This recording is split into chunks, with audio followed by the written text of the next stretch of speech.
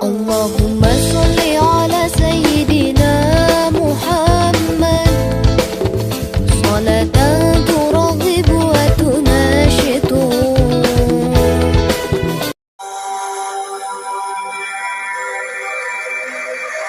Ya lal watan ya lal watan ya lal watan hubul watan minal iman. Para jamaah yang dimuliakan Allah, tidak berpanjang kata karena waktu antara maghrib dan isya ini pendek, maka kita akan melanjutkan kajian kitab Bulughul Maram ini pada kesempatan malam hari ini. Seperti biasa kita awali dengan umul kitab dengan harapan mudah-mudahan Allah memberikan kemudahan futuh bagi kita dalam bertolakul ilmi pada malam hari ini, dan mudah-mudahan ilmu yang kita dapatkan menjadi ilmu yang bermanfaat untuk kehidupan dunia kita dan akhirat kita. Ada hadirin yang walaupun ini insyaallah. Al-Fatihah. A'udzu billahi minasyaitonir rajim. Bismillahirrahmanirrahim. Alhamdulillahirabbil alamin arrahmanir rahim maliki yaumiddin. Iyyaka na'budu wa iyyaka nasta'in ihdinas siratal mustaqim siratal ladzina an'amta 'alaihim ghairil maghdubi 'alaihim waladdallin. Amin. Jamaah yang dimuliakan Allah, dalam kitab Bulughul Maram ini saya menyampaikan Kitabul Jami' yang mana dalam Kitabul Jami' ini adalah kitab yang membahas tentang berbagai macam persoalan, tapi erat kaitannya dengan akhlak atau bagaimana aturan berinteraksi di tengah masyarakat. Jadi ini kitab membahas tentang hubungan sosial kemasyarakatan bagi orang-orang muslim. Nah, kitab ini sendiri sebenarnya cakupannya luas. Dari awal itu membahas tentang fikih, toharo dan lain sebagainya, tetapi di akhir bagian kitab ini membahas tentang etika pergaulan muslim, ya. Bagaimana cara kita hidup bermasyarakat di wilayah kita masing-masing. Tentu yang kita harus pahami, sebagaimana yang pernah saya sampaikan, bahwa kitab Bulughul Maram ini adalah kitab yang ditulis oleh Ibnu Hajar, diperuntukkan untuk anaknya sebagai panduan, sebagai modul untuk belajar sang anak. Jadi ini bukti kasih sayang orang tua kepada anak.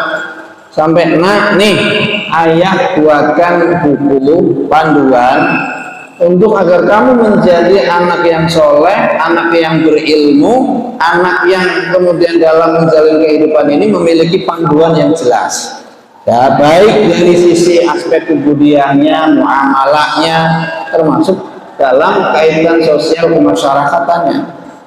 Ini artinya menunjukkan betapa pedulinya orang tua terhadap anak. Nah, berkaitan dengan materi pada malam hari ini tentang materi hubungan sosial kemasyarakatan kita sebagai muslimin, maka kita harus tahu bahwa materi-materi tentang sosial kemasyarakatan itu di zaman Nabi diberikan di saat beliau sudah hijrah di Madinah.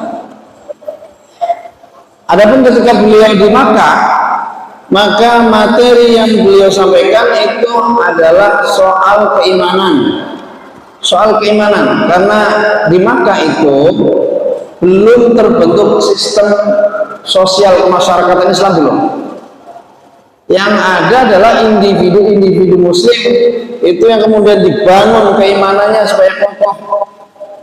Nah, baru kemudian di Madinah, karena masyarakat atau umat Islam sudah memiliki wilayah sendiri, maka baru dibangun sistem sosial kemasyarakatan. Makanya inilah yang kemudian materi ini yang disampaikan pada para sahabatnya umat Islam ketika beliau sudah di Madinah. Artinya karena umat Islam itu di Makkah itu nggak bisa berbuat banyak, karena kan kekuasaan berada di tangan orang-orang muslim. Jadi muslimin itu nggak punya sistem sosial. Tapi ketika pindah di Madinah, di mana Nabi Muhammad sebagai kepala negara, kan beliau punya otoritas untuk membangun sistem sosial, sistem kemasyarakatan. Nah, seperti itu. Makanya ayat-ayat Al-Quran yang turun pun menyesuaikan. Para ulama membagi ayat-ayat Al-Quran yang turun wahyu menjadi 3 bagian. Yang pertama, temanya, kontennya adalah islahul fardi. Artinya temanya adalah perbaikan individu. Ini turun ketika di Makkah. Seperti Al-Quran pertama turun itu kontennya, materinya tentang perbaikan individu, khususnya dalam hal akidah, dalam hal keimanan. Turun wahyu berikutnya sepertiga yang kedua, bagian kedua adalah islahul mujtama, membangun dan memperbaiki atau membangun sistem masyarakat. Ini di Madinah. Makanya yang ayat-ayat dan juga nanti hadis-hadis Nabi Muhammad berisi tentang etika, ya, kita berinteraksi, etika berhubungan dengan sesama muslim dan lain sebagainya.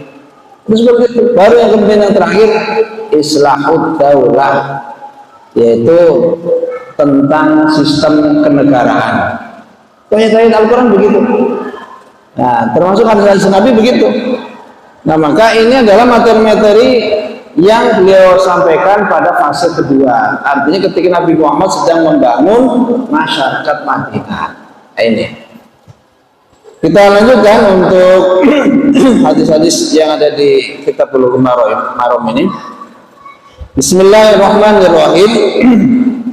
Wa anin Nawas bin Sam'an radhiyallahu anhu qala, dari sahabat Nawas bin Sam'an berkata, sa'altu Rasulullah sallallahu alaihi wasallam 'anil birri wal itsmi. Saya bertanya kepada Rasulullah tentang apa itu kebaikan dan tentang apa itu dosa.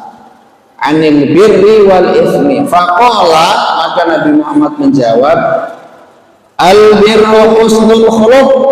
Yang dimaksud kebaikan itu adalah husnul khuluq, pekerti yang baik. Pekerti yang baik, akhlak yang baik.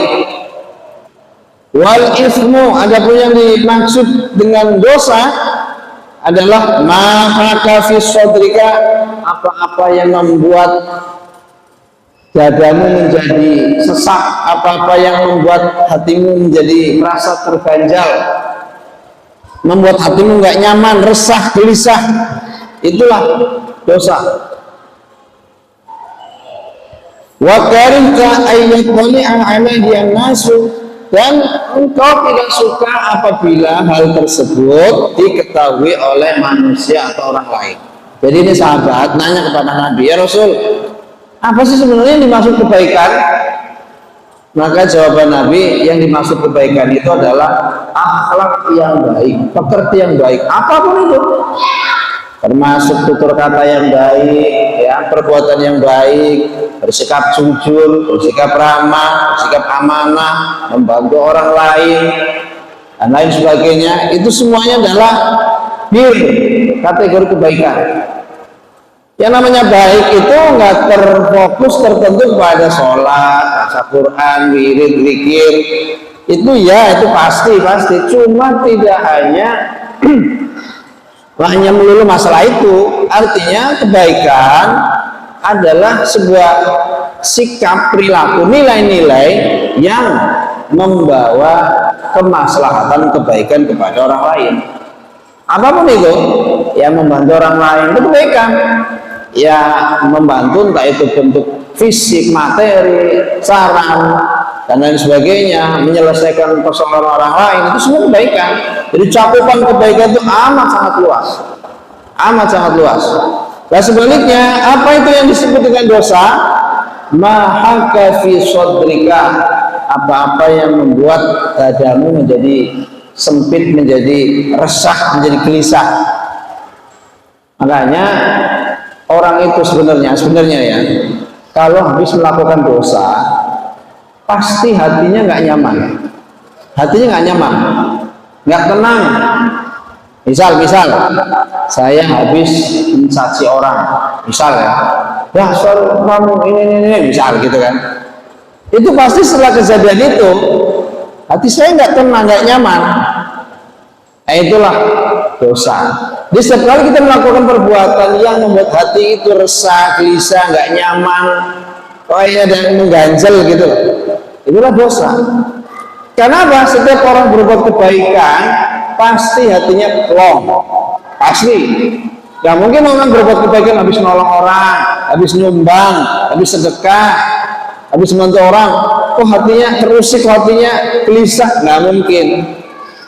Pasti nggak mungkin. Orang itu hatinya dilanda dengan kegalauan, keresahan, itu karena habis melakukan perbuatan yang tidak baik.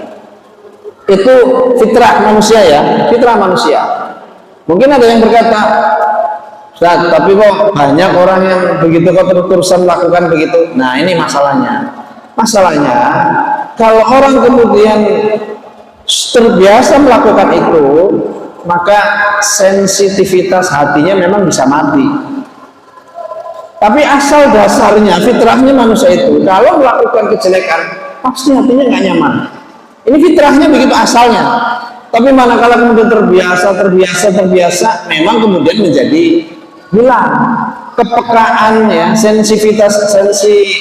sensitivitas hati bisa mati memang, sehingga dia melakukan dosa apa biasa aja. Itu berarti saking apa, ibarat karat sudah saking tebalnya. Maka kita ya berlindung kepada Allah dari demikian.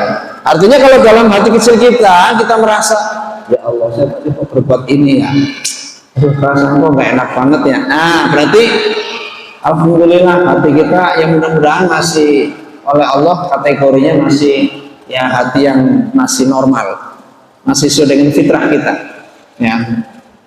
Dan di sini Nabi memberikan penjelasan lagi juga bahwa di samping membuat hati kita terasa gak nyaman, resah, gelisah, menyesal, wa karihta ayyadhalli alai anas, kita nggak suka perbuatan yang sudah kita lakukan itu diketahui orang lain. Ya seperti saya tadi habis mencela orang, mencaci orang gitu kan.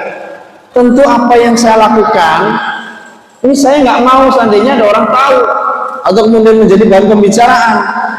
Saya nggak mau, karena kalau saya tahu bahwa itu jelek, saya habis korupsi misal, kan tentu saya nggak suka dong kalau perbuatan itu kemudian diketahui oleh orang, karena itu jelek.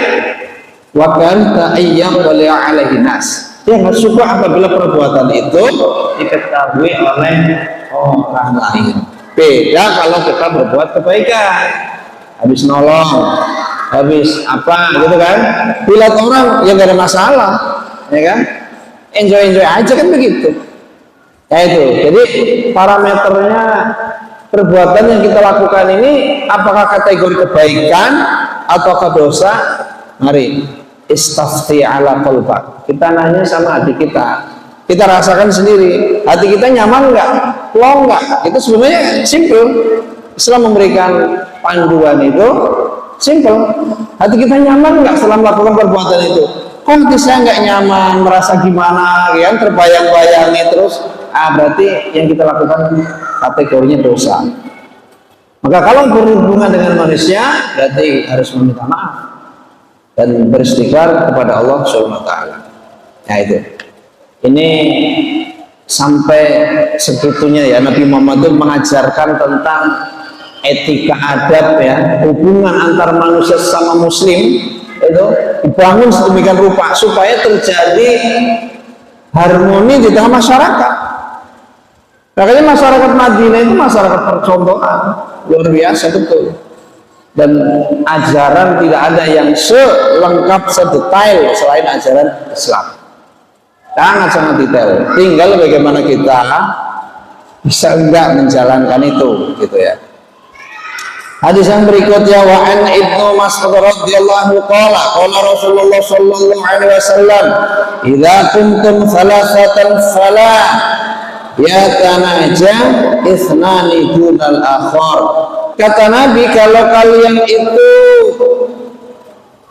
jumlahnya 3 orang, maka jangan 2 orang di antara kalian itu saling berbisik-bisik.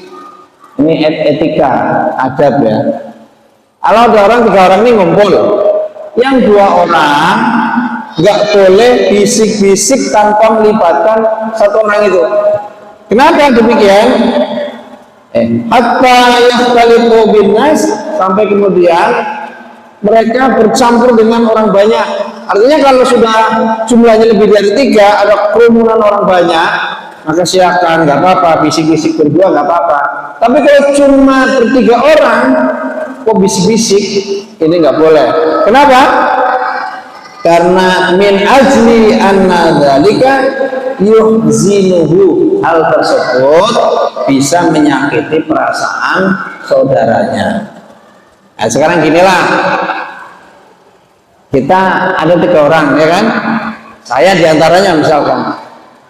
Kemudian saya dan teman saya ngomong bisik-bisik, pasti satu orang yang tidak diajak ngobrol itu tersinggung dan bisa jadi beranggapan, oh lagi ngomongin saya, ya kan?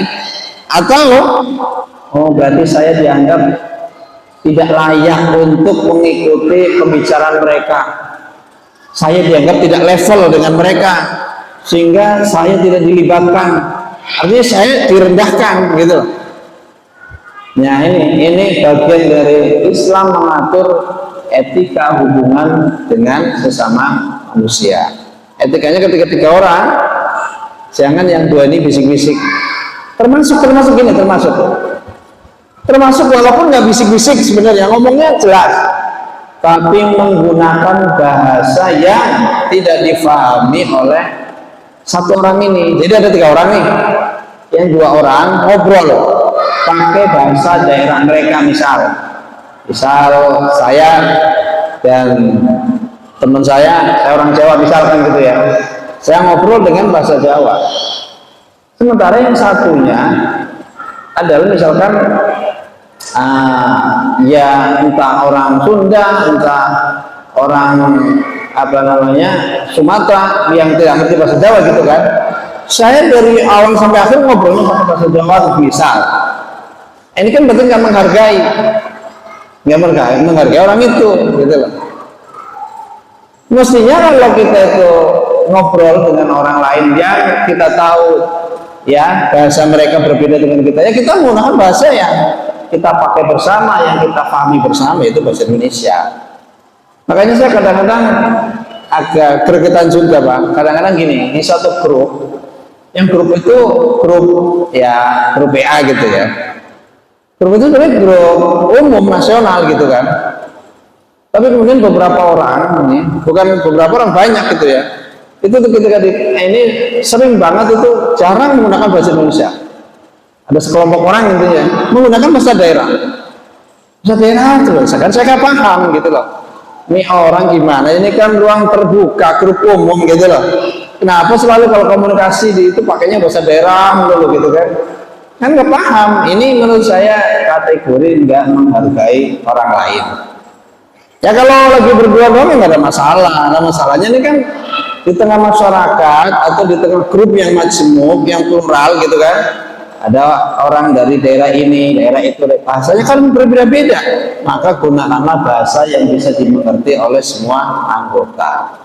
Nah, itu seperti itu. Jadi ini masalah menghargai orang lain, menjaga perasaan. Intinya menjaga perasaan orang lain supaya nggak tersinggung itu bagaimana? Gitu. Jadi kita harus memiliki kepekaan, sensitif, ya. Masalah hati harus sensitif, harus ngerti, peka, intinya begitu. Dan lah terserah saya lah, mau pakai bahasa apa kan gitu misalkan. Ya nggak bisa gitu, artinya kebebasan kita itu dibatasi oleh bagaimana kita menghargai orang lain gitu. Selanjutnya Wa'an Ibnu Umar ini berarti Abdullah bin Umar, anaknya Umar bin Khattab. Wa'an Ibnu Umar radhiyallahu anhu qala Rasulullah sallallahu alaihi wasallam la yuqimur rajula fi majlisihi thumma yajlisu fihi. Tidak diperkenankan seseorang itu menyuruh berdiri orang lain kemudian ia menempati tempat itu. Jadi di suatu majelis nih, ada majelis, kata Nabi, kalau engkau datang, sudah ada orang duduk di situ, nggak boleh kalau pindah. ayo minggir, kemudian duduk di situ nggak boleh, karena siapapun yang duduk di tempat tersebut dia lebih dulu duduk di situ, ya dia lebih berhak, gitu loh. Itu ini bagian dari etika. Ya kita datang terlambat ya sudah, cari tempat yang kosong, tidak boleh sono, minggir sono, ini mau saya duduk di sini, ya boleh. Ayat termasuk kan kita dalam sholat kan sama, mau dia orang biasa, mau dia orang miskin, kalau datang di masjid di shaf awal, ya sudah itu tempatnya di situ, nggak boleh kemudian merasa penting, kamu belakang, ini shaf awal khusus untuk orang-orang penting, nggak bisa, nggak boleh demikian. Jadi ya etika dalam bermajlis, dalam termasuk di antara sholat, ya siapa yang datang lebih dulu, ya sudah di situ, kita nggak berhak untuk memindahkan orang, pindah sholat. Tapi kasusnya lain kalau dalam sebuah kendaraan misalnya di kereta. Kalau di kereta KRL ya, pernah naik apa ya? Di kereta itu kan kita datang lebih awal nih, duduk kan, dapat tempat duduk kan. Ya, kemudian kalau kita mau memaknai hadis ini, ya sudah saya datang lebih lebih awal kok, ya udah saya duduk. Orang lain nggak berhak dong, ini saya gitu. Di kereta sudah punya aturan sendiri, yaitu apa? Utamakan lansia, terus ibu hamil, terus penyandang disabilitas kan. Makanya walaupun bapak datang lebih awal, ibu-ibu yang hamil datang atau lansia belakangan, bapak duduk gitu loh. Persilakan, memberikan kesempatan pada mereka yang lebih layak untuk duduk. Kayak kita kan masih sehat, masih kuat kan begitu. Itu karena sudah memang aturan seperti itu, jadi tidak bisa menggunakan, oh nggak bisa pak, ini dalam hadis Nabi ini begini nggak boleh. Saya duduk pertama ya datang pertama harus duduk sini, itu salah penerapan dalil. Itu nanti jangan begitu ngotot bawa hadis lagi gitu kan, itu lain persoalan. Makanya saya kadang-kadang naik KRL itu ada enak nggak enaknya, khususnya kalau lagi rame gitu ya. Nggak enaknya ya pasti ngalah terus gitu. Walaupun asalnya kosong, alhamdulillah kosong gitu kan. Enter jarak beberapa waktu berikutnya ketika mampir di stasiun kan banyak penumpang baru. Ya ujung-ujungnya berdiri juga. Karena kemudian kan banyak kan, ibu-ibu yang gendong anak, ibu hamil, orang tua itu. Emang seperti itu. Jadi ya berdiri, kecuali hari-hari kerja itu memang agak apa namanya senggang. Saya dari Cikarang ke Serpong bolak-balik itu berdiri gitu. Berangkat berdiri, pulang berdiri, lumayan capek. Hanya saya agak mikir-mikir naik kereta enggak. Tapi memang ya sesekali nggak apa-apa lah, seru gitu ya. Tapi kalau kereta cepat sih nggak enak itu. Kan udah mulai, kapan sih? Udah mulai belum itu? Kemarin sudah diuji coba kereta cepat ya. Nah, jadi yang dimaksud di sini itu adalah dalam suatu majelis ya, majelis kayak majelis gini lah, majelis zikir, majelis apa, kalau ada jamaah yang datang lebih awal gitu ya, datang lebih awal, maka tidak boleh bagi kita untuk minggir, nggak boleh, karena dia sudah datang lebih awal, maka dia berhak tempat tersebut. Tapi kalau dia kemudian sudah meninggalkan tempat tersebut, sudah pergi, maka boleh kita menduduki tempat tersebut. Jadi misalkan ini kan bapak lagi duduk nih, kemudian bapak pergi karena udahlah saya pergi dulu, ya entah ada urusan apa nggak tahu, dia pergi. Ada orang pendatang baru kemudian menduduki tempat yang tadinya bapak dudukin, ya itu menjadi hak dari orang yang baru datang itu. Kenapa? Karena bapak sudah meninggalkan tempat. Begitu bapak datang lagi, loh, kok tempat saya didudukin? Coba, nggak berhak begitu, nggak berhak. Karena bapak sudah meninggalkan tempat itu. Itulah. Jadi kalau persoalannya, apa kan saya tadi duduk di sini? Nah, sebelum bapak juga ada orang yang dulunya juga lebih dulu lagi dan seterusnya, nggak ada habis-habisnya kalau begitu, ya kan? Jadi intinya bapak sudah meninggalkan tempat itu didudukin orang lain, ya sudah. Hak orang lain itu cari tempat yang kosong begitu. Ya, jadi di sini, nah kemudian Nabi melanjutkan, walakin tafassahu wa tawassa'u, akan tetapi lapangkanlah dan luaskanlah tempat duduk kalian. Jadi ini sebetulnya etika bagi kedua belah pihak. Pertama, bagi pendatang. Bagi pendatang ketika mendatangi sebuah majelis halaqah, maka nggak boleh nyuruh orang pindah. Satu, nggak boleh. Kedua, bagi kerumunan jamaah hendaknya dia membukakan, mempersilakan, memberikan tempat. Jadi supaya orang itu nggak sampai menyuruh langsung minggir dong. Kerumunan itu harus peka juga. Monggo minggir kayak gimana? Ayo silakan. Hendaknya walakin tafassahu wa tawassau, hendaknya jamaah itu meluangkan tempat. Jadi silakan. Jadi satu sisi orang yang datang pun etikanya tidak boleh mengusir, tidak boleh menyuruh pindah bagi orang yang sudah duduk duluan. Jamaah pun etikanya adalah silakan. Jadi begitu. Jadi adil, seimbang gitu. Itu betapa luar biasanya Islam mengatur bagaimana kita bermajelis, ya. Supaya kemudian sama-sama nyaman. Jadi tidak satu pihak saja yang disalahkan, tidak. Nah. Kemudian hadis berikutnya, wa an Ibnu Abbas qala, dari Ibnu Abbas, berarti Abdullah bin Abbas, yang oleh Nabi didoakan secara khusus. Ini anaknya Ibnu Abbas itu berarti ponakan Nabi, luar biasa ini, sepupu Nabi, maaf. Allahumma faqihhu fiddin, sampai ya Allah faqihkanlah, artinya pintarkanlah ia dalam urusan agama. Itu Ibnu Abbas itu akan langsung oleh Nabi, makanya jadi orang alim. Doanya Nabi nggak ada yang meleset. Ibnu Abbas meriwayatkan dari Rasulullah, di mana Rasulullah Shallallahu Alaihi Wasallam bersabda, "Idza akala ahadukum ta'aman fala yamsah yadahu hatta yal'aqaha aw yul'iqaha." Ketika seseorang di antara kalian itu makan, maka fala yamsah yadah, jangan mencuci tangannya, hatta yal'aqaha, sampai kalian itu menjilati tangan kalian yang ada makanannya. Atau ini, kalian minta orang lain untuk menjilati tangan kalian. Kok sampai segitunya ya? Nah ini jadi gini, ini salah satu sunnah Nabi yang hari ini sudah nggak berlaku memang. Jadi sebenarnya dalam Islam itu gini, kita kalau habis makan ya, itu ketika ada sisa makan nempel di tangan, itu Nabi memerintahkan adalah untuk kita menjilati itu. Kenapa? Sebenarnya ini bagian dari kita jangan sampai menghambur-hamburkan nikmat Allah. Jadi kita disuruh itu kalau kita makan apa gitu ya, itu kan walau bagaimana yang nempel di itu kan makanan itu kan nikmat Allah, rezeki Allah. Jangan artinya hargailah gitu loh. Maka termasuk juga, ini mohon maaf ini, anjurannya sebenarnya dalam piring itu jangan sampai kemudian menyisa. Bagusnya dalam piring itu nggak ada sisa nasi. Ya sebutir nasi pun sebenarnya nggak, yang bagusnya itu jangan sampai tersisa, karena itu nikmat Allah gitu.